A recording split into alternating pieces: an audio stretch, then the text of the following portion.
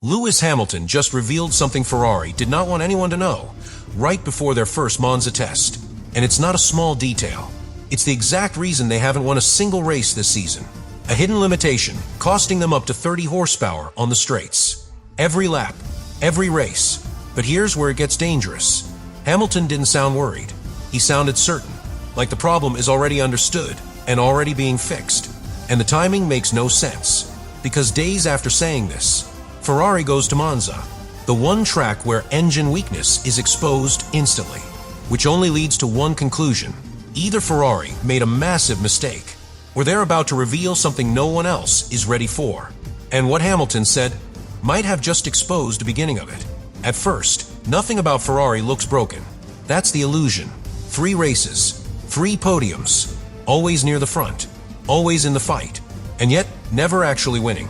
Which is exactly what makes this situation so dangerous. Because this is not a slow car. This is a limited car. And there's a big difference. Because when a car is slow, you don't know where to start. But when a car is limited, you know exactly what's holding you back. And in Ferrari's case, it's brutally clear. The engine, not the drivers, not the strategy, not the chassis. The engine, a deficit of roughly 25 to 30 horsepower, right when it matters most, on the straights, at full speed, where races are decided, and the data doesn't lie. Ferrari can match anyone in the corners. In some cases, they're even better, more stable, more consistent, better on tires. But every time they hit a long straight, they lose everything they just gained. And that creates a very specific kind of problem. Not a visible one, not a dramatic one, a silent one. Because over one lap, it looks manageable. Over a race, it becomes impossible to hide. And this is exactly what Hamilton was pointing at. Not directly, but clearly enough. When he said they cannot change the physics of the engine, he wasn't complaining. He was defining the limit. And once a limit is defined, everything changes. Because now the team is no longer guessing. They are targeting. They are focusing. They are building around one single objective. Remove that limitation. But here's where things start to shift. Because despite that weakness, Ferrari is still operating as the second fastest team on the grid. Think about that for a second. Second best with a clear engine deficit. Which means, if that deficit disappears, even partially, the entire competitive order changes. And Ferrari knows it. That's why Hamilton's tone matters so much. Because he's not speaking like a driver stuck in a problem. He's speaking like someone who already understands what comes next. And that's what makes this moment different. Because this isn't about trying things.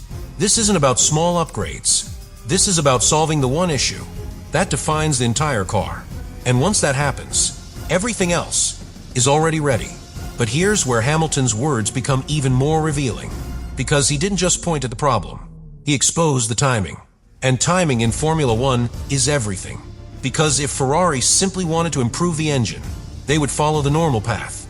Small gains, gradual updates, step-by-step progression. But that's not what's happening.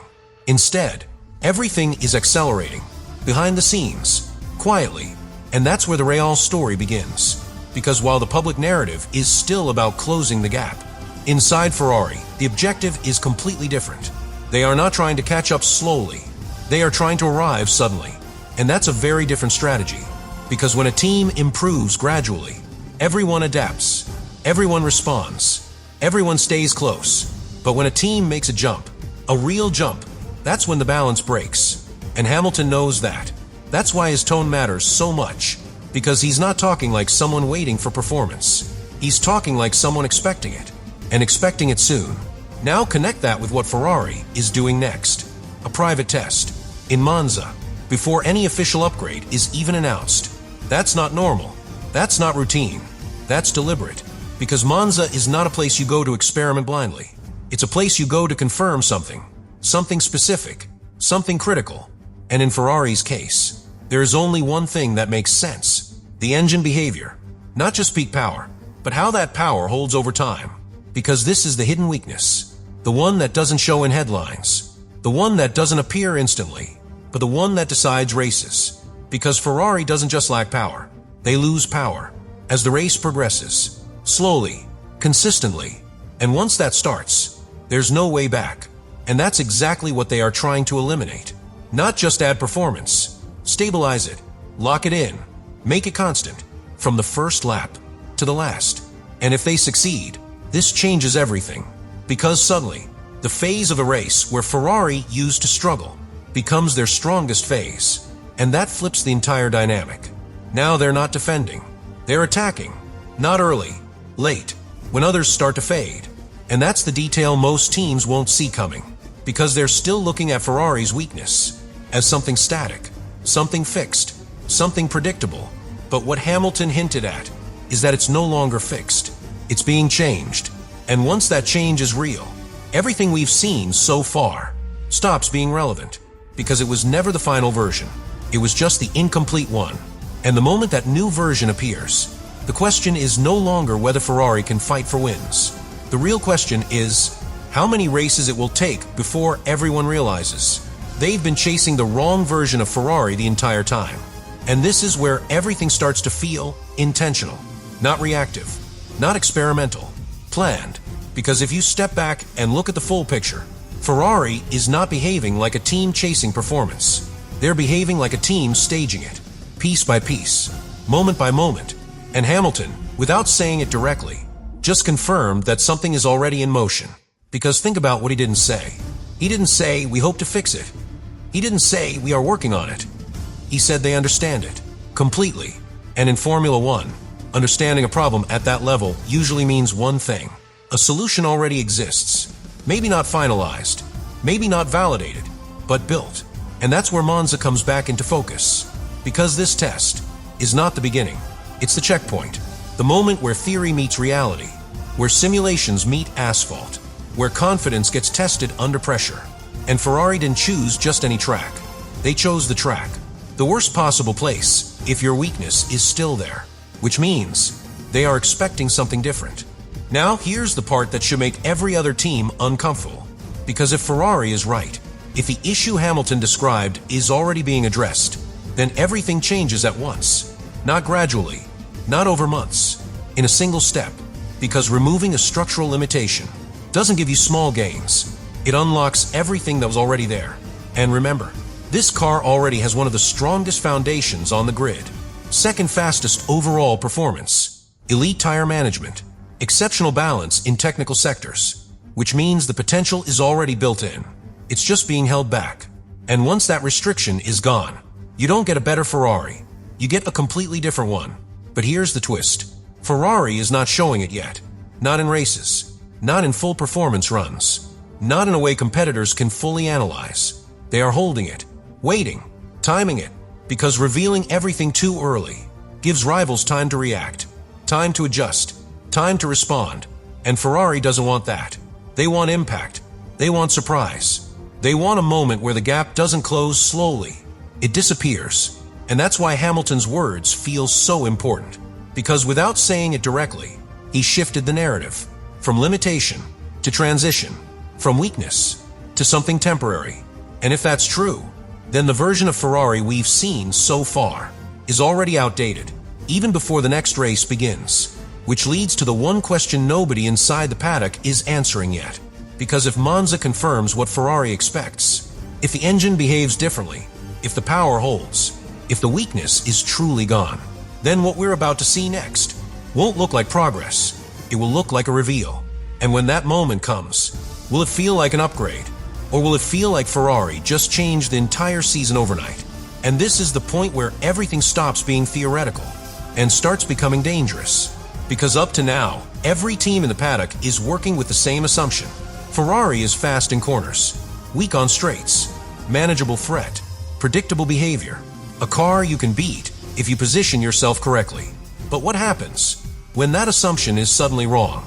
Because if Monza confirms what Ferrari is expecting, then every model every team has built, every simulation, every strategy, every race plan becomes outdated overnight.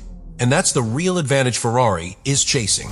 Not just performance, uncertainty. Because in Formula One, when your rivals don't fully understand your car, they hesitate, they miscalculate, they react too late. And Ferrari is getting very close to that moment. Now think about the psychological side of this. Mercedes believes they have the power advantage. They've built their dominance around it. They trust it. They depend on it. McLaren, same situation. They rely on straight-line efficiency, on deployment, on energy recovery. But if Ferrari suddenly removes that gap, even partially, those teams lose their biggest reference point. And when you lose your reference, you lose confidence. And when you lose confidence, you start making mistakes. Small ones, strategic ones, timing errors, decisions under pressure. And that's where races are won. Not just with speed, but with control. And Ferrari is positioning themselves to take both. Because here's the hidden layer in all of this. They are not just fixing the engine. They are synchronizing everything around it. The new aerodynamic package, the energy deployment, the tire management, all aligned to work at their peak at the same moment. And when that alignment happens, you don't just get a faster lap. You get a dominant phase. A window where everything works perfectly. And your rivals are still trying to understand why. But here's the risk. Because this kind of transformation only works if every piece delivers. If the engine holds. If the reliability is there. If the integration is clean. Because if one element fails, the entire structure collapses. And Ferrari knows that. That's why they're not rushing it.